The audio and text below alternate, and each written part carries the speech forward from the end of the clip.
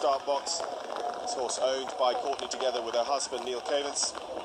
Combination have been twice top 10 at Jersey Fresh, including third in 2013. And this is homebred out of Courtney's former eventer by the great Aberjack. 50.9 their score. Well, a pretty good dressage score. I think Courtney was thrilled with this test. This is a good horse. I mean, this horse could go around and have a pretty good day here. So James Alistair, Parker.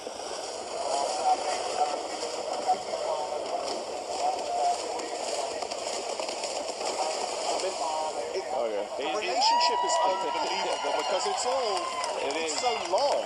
Parker's not going to win any style awards for the way he jumps the jumps, but he gets it done. And James and him just go back so long. They know each other so well. You can just tell they're very comfortable with one another. And it's cool to watch. So Courtney with those first three goes to the first combination fence on course, whilst James Alistair now is on his way past the Land Rover driving experience to the curving brushes. This is a horse that could sniff the time. I mean, he's a real thoroughbred in the way that he goes. He wastes no time in the air, and he gallops very easily. So I would think that James is looking at that time with, you know, every intention of getting inside.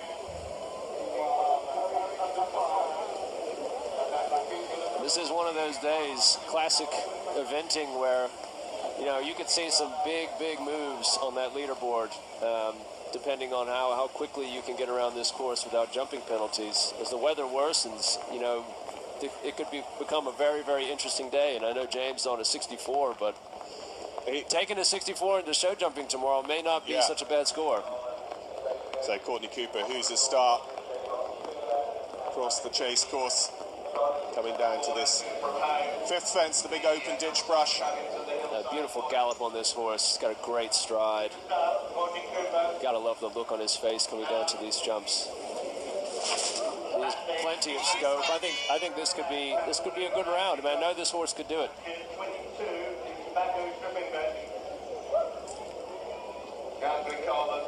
I know for Courtney has a great business, sells a lot of horses. She's been in the game for a long time. So Catherine Coleman coming towards home over this last jump. So first completion for Catherine Coleman, courage under fire. Some great jumping from them out on this Rolex Kentucky track. That'd be a positive round. 108 the score. I tell you, it's 12 minutes and 7. And I believe, I can't get the details, but I believe she actually had a stop on course that we didn't see. Must have. Not a bad time considering, you know, having a stop. But I think she had a smile on her face to cross the finish line. I think she's stoked. Courtney looks like she's going well.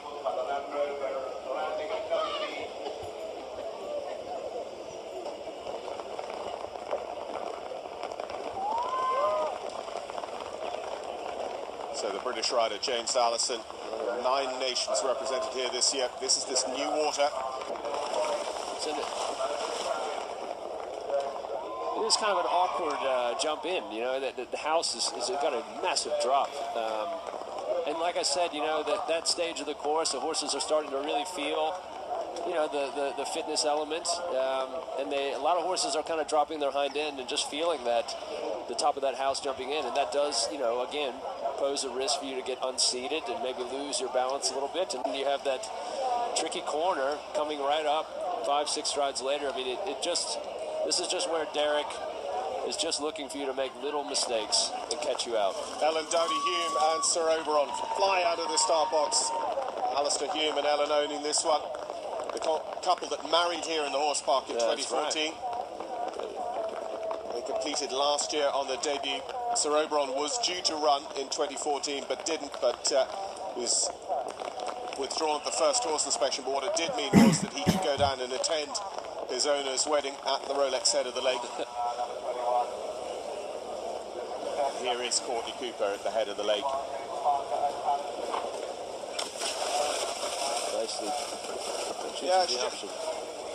Probably because of the way she was riding, but, you know, just landed really flat and still and then had to go, which if you were trying to come for that angled brush corner, you'd have needed go. Yeah, and it's a jump in the water. You need a lot of impulsion when you're coming to it. And there's Ashley Johnson coming home with tactical maneuver, 12 minutes 56 on her clock. Well, that's great. That's great. She'll be thrilled.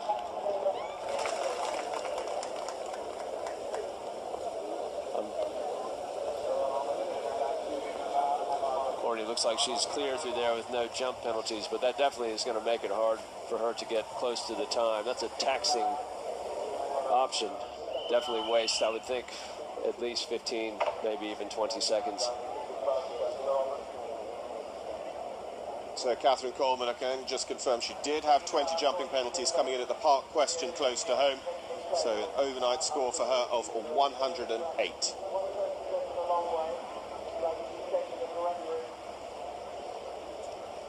Oh, well, maybe she felt something coming to that water.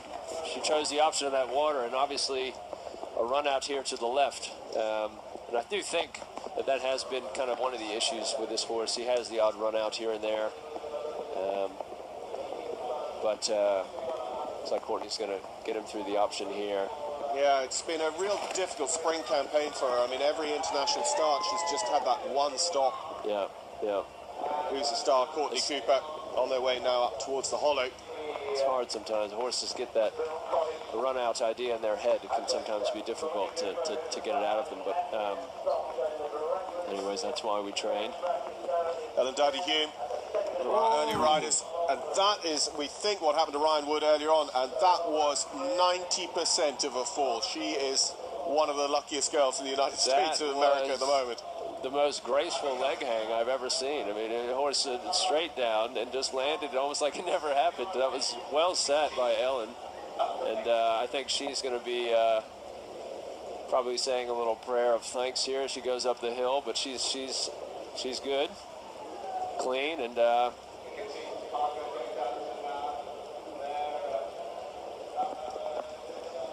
say she should be buying the Powerball ticket tonight. Yeah, it's her day. There's Courtney. We'll see what she does here. She had the runouts at the mounds. This is obviously a very, very, kind of difficult accuracy question with those narrow brushes. And the encouragement is to go off to that left-hand side. She adjusts by going far to the right, jumping it almost as a corner. James Alliston and Parker are safely home. Let's see his time. Interesting to get that back. We'll keep an eye on the scoreboard. 11 minutes 24 we're being told, so 67.8. That's some 9 seconds over.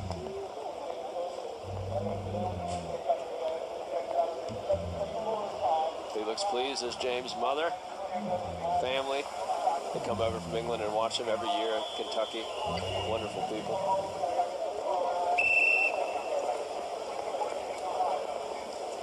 So, leaving the start box is number 23, Kyle Carter, Canadian Olympian based down in Spa, Florida, with his Olympic ride, Madison Park. Their score 58.3. Parker and Kyle are another one of these kind of tested partnerships. Kyle rode for Canada at the WEG in 2010, where they were the silver medalists as a team, and he rode Madison Park.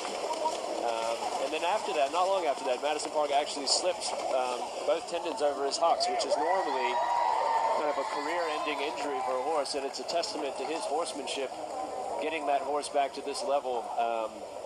Kyle's a really smart guy. He's one of these guys in the barns that when you're having a problem or a question or maybe something about a horse that you just can't figure out, Kyle's often a guy people turn to. He's a clever horseman. And so looking forward to the rest of the day then. Here are some of our top rides. Michael Young, Alison Springer, Marilyn Little, our top three after dressage, going out at 11:36, 20 to 3, and 12:40 today.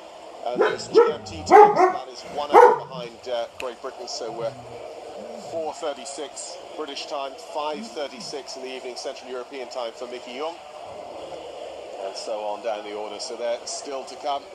Going to be such an interesting day. Michael Young, Fisher Rocana ran in horrible mud at Normandy WEG and obviously showed us all how to do it. It'll be interesting to see her do it again here. But it's just, the weather is a real factor today. I mean, you can see the rain on the TV screen. It's pelting down. So Madison Park and Kyle Carter coming towards the 5th on course.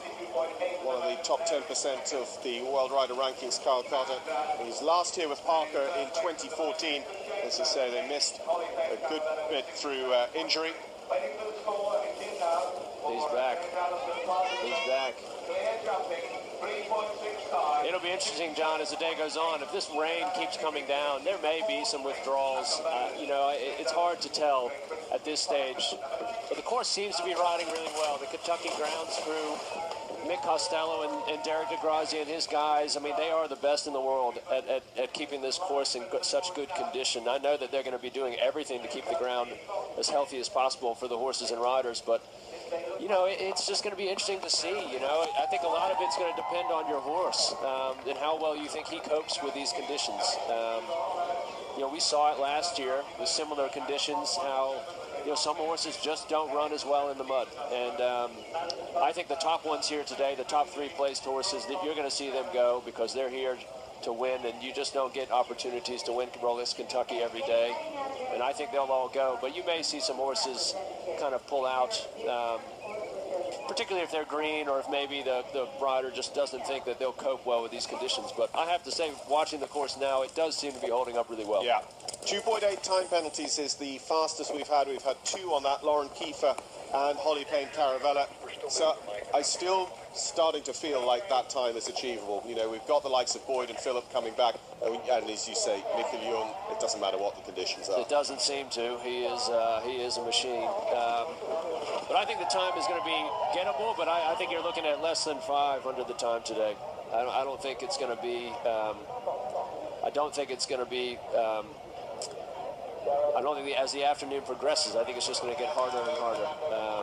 So this is Courtney Cooper and Who's the Star, close to home. This is the final water jump. Now they should be here at about 10 minutes, 10:15. So you can see that she's well down on the clock, but going to get home. Whilst she's thinking about home, we watch Nilson Moreira da Silva, another Rolex rookie, leave the start box with Muggle. And what a story this is. He was Brazilian team groom for the Pan American Games and a couple of other championships in the mid-2000s. He left Brazil with $300 in his pocket, and he and his wife have worked so hard, and here he is riding at Rolex. Yeah, Nielsen's just an awesome dude. Great cook, too. If you ever have a chance to go to one of Nielsen's barbecues, I highly recommend it. But he is a guy that has worked just unbelievably hard on his riding. His work ethic is an inspiration to all of us. And I think this is an opportunity of a lifetime for him to be here this week, and I know he's going to try to make the most of it. Kyle Carter and Madison Park nicely through that Rolex head of the lake. I mean, as it did for horses at this level, you know, it's riding so well because it seems, in particular there, Derek's striding is just so true. He's just brilliant. I mean, I think whenever we walk Derek's courses, you have a lot of confidence in what he sets up for you, and you know that if it's ridden correctly, that it's jumpable, and I think that's why I think so many riders have so much respect for him as a designer. That's why you've just seen him being named the designer at the WEG at Romont in 2 years' time, and then again at the Olympics in Tokyo. I mean, he's becoming, I think, one of the most respected designers in the world. So coming home definitely with that stop we saw at Fence 13, the curving brushes and a good bit of time. Courtney Cooper and Who's the Star got 124.5, looks to be the overnight total for that combination.